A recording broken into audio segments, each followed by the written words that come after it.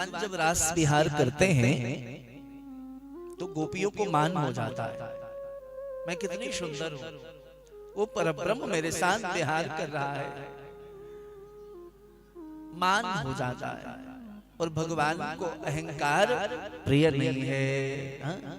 भगवान कहते हैं निर्मल मन जन सो मोहि पावा, मोहि कपट छल छेद्र न भावा।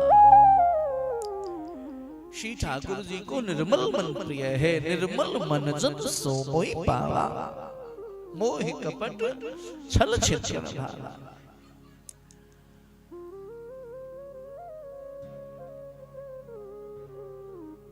जैसे हम हैं वैसे दिखें।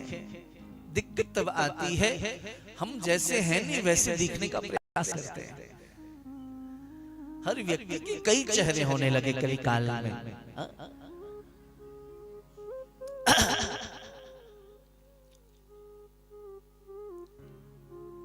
गोपियों को मान हो गया, श्री कृष्ण मेरे साथ विहार कर रहे हैं। श्री ठाकुर जी से कहा सरकार कब तक विहार करोगे, हम थक गए, थोड़ा ठहर जाओ ना। भगवान ने कहा देखो जीव को कितना जल्दी अहंकार हो जाता है। जब तक वस्तु प्राप्त न हो तब तक उसके लिए दिन रात प्रतीक्षा करता है, मंदिर जाता है। हाँ? भगवान बेटा हो जाए, बेटा हो जाए, बेटा हो जाए, बेटा हो जाए, खूब कथा सुनेगा, संतों के पास जाएगा, गंगा नहाएगा, मंदिर में जाएगा। और जब बेटा हो गया तो मैया बाप दोनों छोड़ दिए, बेटा मोबाइल चला। जब तक वो वस्तु हमें प्राप्त नहीं हुई थी तब तक हम उसका मूल्य समझ रहे थे। और जब वो हो गया तो संतान को हम संस्कार के जल से सिंचित करें, इतना फुर्सत हमारे पास नहीं। समझिएगा बात को।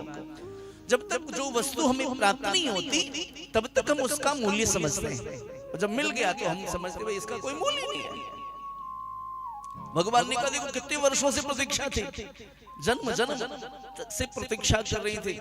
एक जन्म में गोपी थोड़ी बन गई, वो अनंत अनंत जन्मों के तपस्या के बाद श्री बिहारी जी जब मिले तो महान हो गया।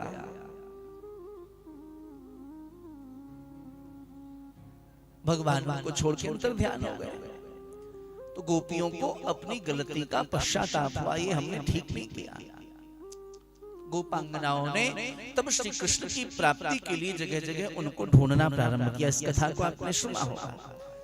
पृथ्वी से पूछा, यमुना जी से पूछा, यमुना तू ही बता दे छलिया कहाँ गया है, तू भी छली गई है, कहती है नीलधारा। तुलसी जी को पूछा, तू बता देना गोविंद कहाँ गए। फिर कहा नहीं तुलसी तू क्यों बताएगी, तू तो मेरी सौत है ना। श्री ठाकुर जी को बहुत प्रिय है तुलसी। देखो कैसा सुंदर ये पौराणिक शहर है। मैं कई बार विचार किया ऐसा आध्यात्मिक वातावरण यहाँ है क्यों।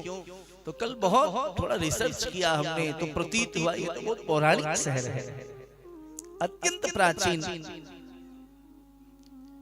शहर है। और असुर कहें जलंधर को अलग बात है, लेकिन वास्तविकता तो यह है वो परम भक्त थे। साधारण जीव का भगवान कैसे उद्धार कर सकते। और तुलसी और शालिग्राम के जो विवाह की परंपरा है, मुझे लगता है जब ढूंढेंगे तो पता चलेगा कहीं ना कहीं वो भी यहीं से प्रारंभ हुआ।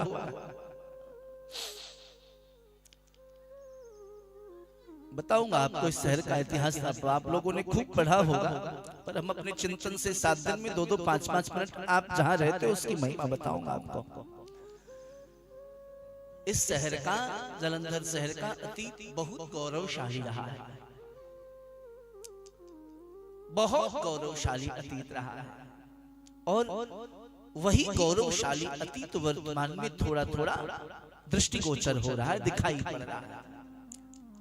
और याद रखना इतिहास अपने आप को दोहराता है, ये काल चक्र है।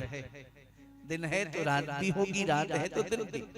तो एक बार पुनः मुझे लगता है वही अतीत का जो गौरव है यह पुनः इस शहर को प्राप्त होगा। आध्यात्म की बहार जो बयार है खूब बहेगी, ऐसा प्रतीत हो रहा है। तो गोपियां जब श्री ठाकुर जी को ढूंढने लगी, तुलसी तू ही बता दे, और किसी ने बताया नहीं। ढूंढते ढूंढते ठाकुर जी को उन्हें यह लगने लगा मैं ही तो कृष्ण हूं। ध्यान से समझना, उन गोपांगनाओं को लगा मैं ही तो कृष्ण हूं। एक गोपी बन गई पूतना और एक गोपी बन गई कृष्ण। कृष्ण बने गोपी ने, पूतना बने गोपी का उद्धार कर दिया। ऐसी लीला करने लगे। बाद में ख्याल आया अरे नहीं, मैं कृष्ण नहीं हूं, मैं तो गोपी हूं। अर्थात जीव जब साधना के माध्यम से, साधक जब साधना के माध्यम से साध्य को प्राप्त करना चाहता है तो तद्वत हो जाता है। अर्थात जीव में और ब्रह्म में भेद नहीं रहता।